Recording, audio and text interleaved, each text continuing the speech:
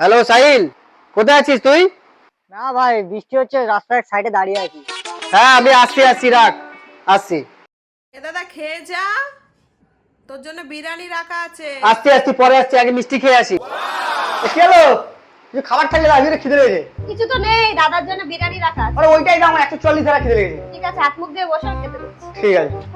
এ ভাই, কোথায় মিষ্টি দিচ্ছে? কোথায় কোথায় আমি তোকে বলেছি মিষ্টি দিতে? তুই যে তখন ফোনে বললি মিষ্টি দিচ্ছে? তোকে তো বললাম আমি বৃষ্টি হচ্ছে তার রাস্তার সাইডে দাঁড়িয়ে আছি। ও ভাই, এ বলু, খুব জোর খিদে লেগেছে, দে মিষ্টি। তোর কপালে আমার জুটলো না।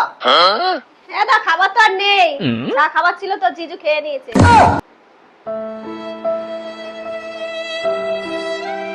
তোমার জন্য আজকে দাদা খাওয়া।